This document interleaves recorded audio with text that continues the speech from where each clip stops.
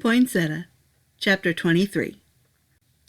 Angus carried boxes in his arms as he trudged down the stairs. Christmas was almost upon them, and it was time to decorate St. Raphael's Children's Hospital. Yet another box was set in the hall. Angus had to wipe the sweat and dust from his face. "Mr. Angus, what are you doing?" Danny asked, smiling up at him. Sister Bernadette came up behind her and placed a hand on her little shoulder. "Danny, Mr. McDoodle is busy. We mustn't bother him."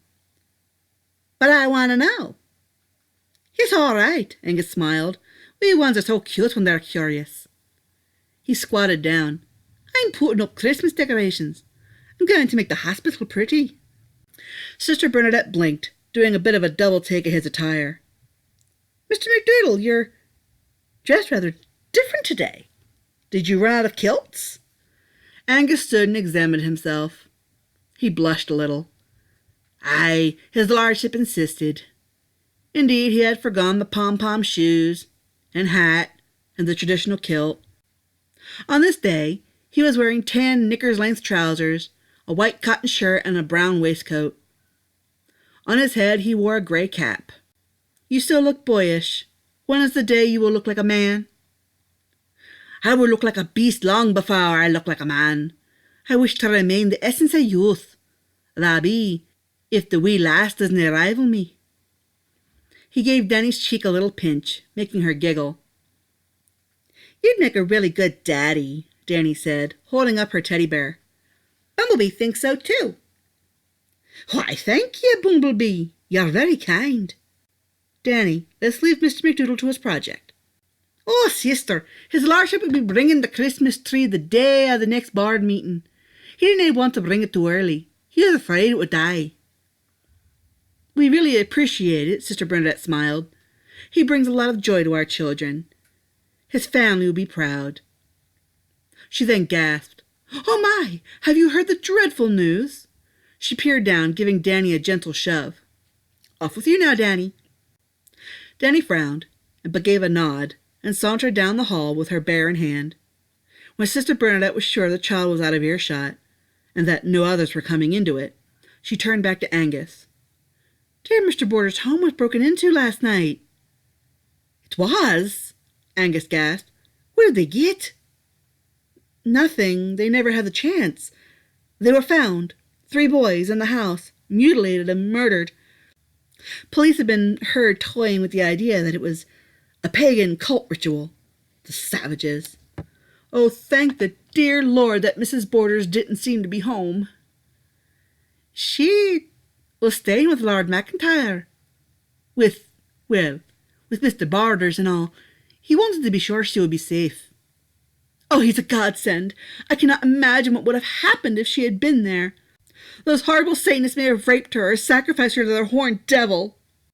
Angus had to bite his tongue. How narrow-minded. Still, he felt arguing would not be wise. He had never heard of a coven to perform such a vicious act. Their horned god was no Satan, but the nature god Karasu, who was a good deity to the believers. But times were changing, and old ways were being overshadowed and stomped out by the Christian belief. But no need for the clansmen to get angry at such a thing. Perhaps in another 100 years or so, it would change yet again. But really, thinking pagans were the cause? Warring clansmen over 100 years ago, maybe. But, geez. He smiled, remembering that they were discussing the frightening ordeal of the robbery gone wrong. "Don't look spacey. Don't look spacey. Don't smile like an idiot." Oh, he was smiling like an idiot. He faked a cough and cleared his throat, trying to create a more believable expression. "Then indeed we should thank the stars that Mrs. Borders was nae home." "Even so, this must be devastating for her." "I'm certain it will all work out," Angus stated, puffing out his chest. "'Tis a time for miracles, after all. Her husband is in a better place. Only the things in the house are just things. The important thing is that she is unharmed." The nun only replied with a silent and somber nod. "They're coming!" Angus shouted, falling backwards off the ladder after putting the star atop the tree. "Don't get so excited," Gavin frowned. "And pull your kilt down. No need frightening Laura and the guests. Nobody wants to see that stuff. Angus sat up and chuckled with a little embarrassment as he pulled the kilt down right. He quickly shot to his feet in the next instant and darted for the front door, stopping short just at the main hall when he nearly ran into Laura. She smiled with amusement, dressed in a full blue gown with mutton-leg sleeves, and most definitely a cage beneath the skirt to give it its full shape. Her hair was tied back in tight curls, and she wore a bright smile. It made him blush. "You're rather eager, aren't you, Angus?" "I wanted to make sure the doors were open for the carolers." "It is so kind of Gavin to open up his home to them. I haven't known anybody below the wealthy level to be welcome here. The treats and cider smell so good." "You prepared them," he laughed.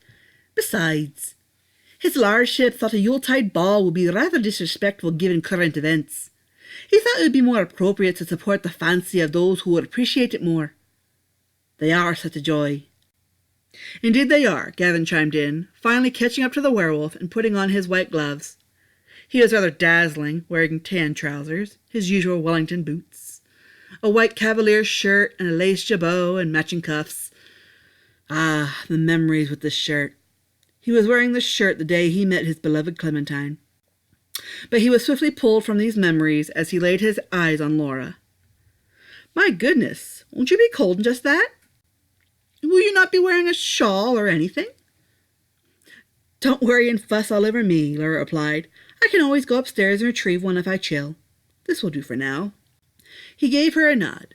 He then nodded to Angus to open the door, just as the flamboyant bundled carolers began to stroll through the open gates and up the walkway. "Here we come a-wassailing among the leaves of green. Here we come a-wassailing so fair to be seen. Love and joy come to you, and to you your wassail too. And God bless you and send you a happy new year.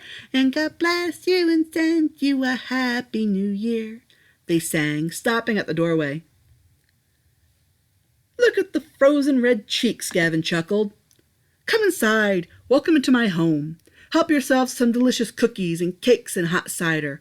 Warm your jolly bones, and let your blood flow freely through your veins again before imparting back into the bitter cold. The night is young." The carolers cheered as they entered the house and looked over the tables full of delectables.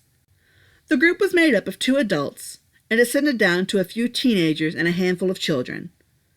They were quite happy and vocalized their cheer as they enjoyed the treats. It wasn't long before Angus donned a Santa cap and came to retrieve a small box of little presents. Each present was filled mostly with little trinkets and candy. It was nothing horribly expensive nor extravagant, but the joys of the young didn't necessarily cost more than a few pennies. Smiles were free, after all. "You're so charitable," Laura said softly to Gavin, coming alongside him as they watched Angus. "It's not just for me. My late wife would have wanted it this way. As would your late husband, I imagine. I suppose we're even." "Even?" "I will look after my dear friend's widow, and my wife will take care of your departed husband. We're like one large, happy, slightly fractured family." "I'm not even sure if that is flattering or crude," she admitted with a chuckle. Gavin smiled at her. He was pleased that, despite recent events, Laura was determined to keep the holiday a merry one. Granted, he wanted her to grieve. It was only right. However, he did want her to remember that there were times in life worth savoring.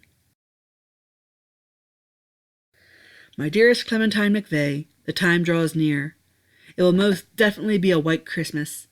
In lieu of my Yuletide ball, I chose instead to entertain the carolers. I feel my emotional rewards this year are therefore threefold. Tomorrow will be the day I present a tree to the hospital. Angus has been very efficient in finding a silk flower maker to custom some faux poinsettias. I have also purchased some new ornaments, as the ones in possession of the hospital are all on their last leg, so to speak. I have asked Sister Bernadette, you remember her, she was Caradwin's childhood friend, to gather the children and have them make decorations from paper, cereal, popcorn, and baked flour.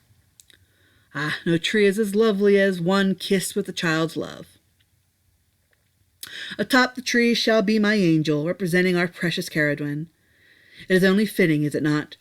She shall always be over a tree of her precious flowers. I'm rather happy with the decision to use silk replicas in decoration. It's rather symbolic, you could say. Our precious flower. They'll never die now. Ah, dearest Clementine, I feel I found yet another angel. Have you sent Karasu to wish me well? Have you sent her back to me so I would not be lonely?